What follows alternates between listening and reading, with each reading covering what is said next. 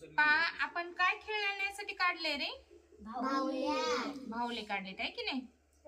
बघा, ह्या भावल्यापासून आपल्याला खूप काही शिकायला भेटणार आहे. आता हे किती रंगाचे भावले आहेत रे? 6 रंगाचे आहेत आहे की नाही? म्हणजे बघा, पहिली गोष्ट आपल्याला काय शिकायला भेटली भावल्यापासून? रंगांची नावे. सांगा, हा रंगाचं काय नाव आहे? भगवा किंवा केशरी. हा जांभळा, हिरवा, लाल, पिवळा. बघा, पहिली गोष्ट आपण काय शिकलो? रंगांची ओळख शिकलो. बरोबर आहे की नाही? बघा, आता आपण रंगांची ओळख झाली. आता ह्या भावल्याचा उपयोग करून आपण चढता क्रम आणि उतरता क्रम बघणार आहोत. चढता क्रम म्हणजे काय? लहानांकडून मोठ्यांकडे चालत जाणे. जसं आपण छोट्या पायरीवरून वर वर चढत जातो त्याला आपण चढणे म्हणतो की नाही? त्याला चढता क्रम म्हणायचं. बघा, समजा आपण ह्या पहिल्याला काय दिला? 1 नंबर, दुसऱ्याला 2 नंबर, तिसऱ्याला 3 नंबर आणि चौथ्याला 4 नंबर. याला काय म्हणायचं? चढता क्रम. काय म्हणायचं? चढता क्रम. बघा, पहिली लहान संख्या की नाही? 1, त्याच्यानंतर 2, त्याच्यानंतर 3, त्याच्यानंतर 4. म्हणजे लहान संख्येकडून मोठे जाणे याला म्हणायचं चढता क्रम. आता बघा, त्याच्याच विरुद्ध आपण याला 4 नंबर दिला, 2 नंबर, 3 नंबर दिला, 2 दिला, 1 दिला. बघा, आपण मोठ्यांकडून खाली चाललोत. आता मोठ्यांकडून कुठे खाली चाललोत? आपण लहानांकडे खालच्या दिशेने चाललोत. याला म्हणायचं उतरता क्रम. मग उतरत्या क्रमामध्ये काय करायचं? मोठ्यांना अगोदर घ्यायचं, त्याच्यानंतर छोटा आणि त्याच्यानंतर छोटा. म्हणजे मोठा अगोदर घ्यायचा,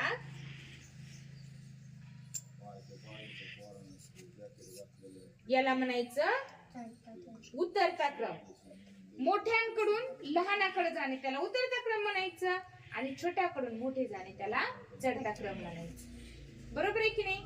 बघा, आपण दुसरी गोष्ट भावल्यांच्या माध्यमातून काय शिकलो? चढता क्रम आणि उतरता क्रम. समजा, आता मला सांगा, ही संख्या किती आहे?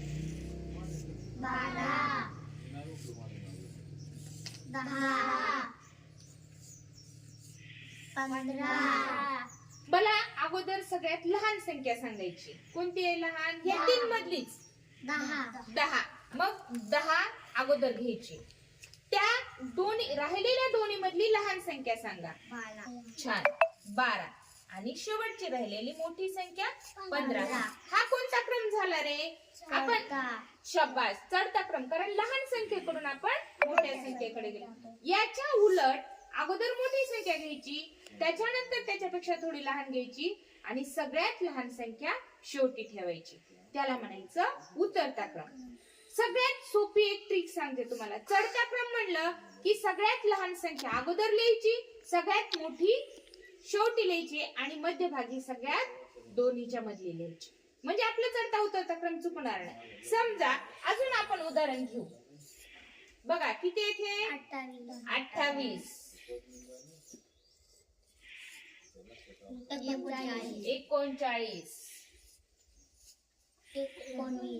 19. बघा बालमित्रांनो, या 3 संख्येमध्ये आपल्याला जर चढता क्रम घ्यायचा असेल तर सगळ्यात अगोदर लहान संख्या घ्यायची. काय करायचं? सगळ्यात अगोदर कोणती संख्या घ्यायची?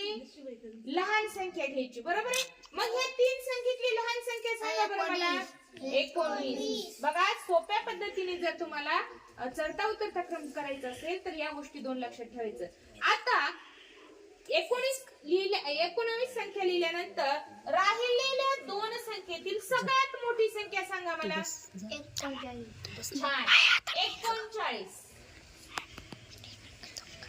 राहुल 39 संख्या लिहिली. आणि ही ट्रिक वापरण्यासाठी आपल्याला चढता उतरता क्रम चुकणार नाही म्हणून आपण ही ट्रिक वापरायची आहे. सगळ्यात लहान संख्या अगोदर लिहायची, सगळ्यात मोठी संख्या नंतर लिहायची आणि राहिलेली संख्या मध्यभागी लिहून टाकायची. हा झाला आपला चढता क्रम. बघा, लहान संख्या त्याच्यानंतर थोडी मोठी, त्याच्यानंतर मोठी. म्हणजे आपण चढत्या क्रमाने गेलो म्हणून याला आपण चढता क्रम म्हणला. आणि आणि याच्या विरुद्ध म्हणजे मोठ्या संख्येकडून लहान संख्येकडे त्याला काय म्हणायचं उत्तर क्रम. समजलं? आता आपण या साहित्य माध्यमातून शिकलो, संख्येच्या माध्यमातून शिकलो.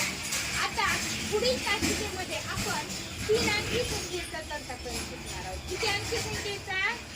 3 अंकी संख्येचा. हे किती अंकी संख्या आहे? 2 अंकी संख्या आहे. ही किती अंकी संख्या होती? 1 अंकी संख्या. बघा, एक अंक असले की 1 अंकी, 2 अंक असले की 2 अंकी, 3 अंक असले की 3 अंकी आणि 4 अंक असले की 4 अंकी. मग याच पद्धतीने आपण 3 अंकी संख्येचा चढता उतरता क्रम म्हणजेच लहान संख्या आणि मोठी संख्या यातला फरक आपल्याला कळला पाहिजे, तरच आपल्याला चढता क्रम आणि उतरता क्रम बरोबर येणार आहे.